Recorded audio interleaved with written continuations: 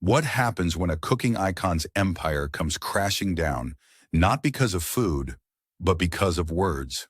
Paula Deen, once the queen of Southern cuisine, is finally breaking her silence in a new documentary that takes us back to the scandal that nearly erased her from American television. And what she reveals is both heartbreaking and deeply human. In Cancelled, the Paula Deen story, which premiered at the Toronto International Film Festival on September 6, the 78-year-old culinary star gives her side of the controversy that shook her career over a decade ago. Speaking to People, Deen admitted something she had never fully acknowledged before. She was, in her words, very gullible about racism. She said the experience left her surprised by what it taught her about race in the United States. We frequently post videos on topics like this, so don't forget to like and subscribe to our channel to stay informed and never miss an update.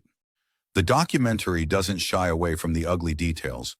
It revisits the 2013 scandal when Deen admitted under oath to having used a racial slur decades earlier. That admission, tied to a lawsuit against her brother Bubba Hears, triggered a storm of backlash. Deen lost her Food Network contract, countless endorsement deals, and much of the empire she had built from just $200 in a dream. But Cancelled paints a fuller picture. Viewers see Deen interacting with Black friends, colleagues, and her longtime driver, Hollis Johnson, who comes to her defense in the film. Director Billy Corbin describes her as naive, a word that seems to define much of her reflection. Naive about race, naive about how the legal system works, and especially naive about the power of public perception. Deen insists that when she admitted to using the slur, she was referencing a traumatic incident in 1987 when she was held at gunpoint during a bank robbery. She later repeated the word to her husband while describing what had happened. She told People she refused to deny it during her deposition because, as she bluntly put it, "I don't like liars and I don't like thieves." Yet Deen's biggest regret isn't her honesty, it's her legal representation. She claims her attorney was inept, saying he failed to protect her during questioning and later calling his performance malpractice. Her current lawyer, Bill Glass, adds that her team at the time lacked experience defending public figures, which left her vulnerable.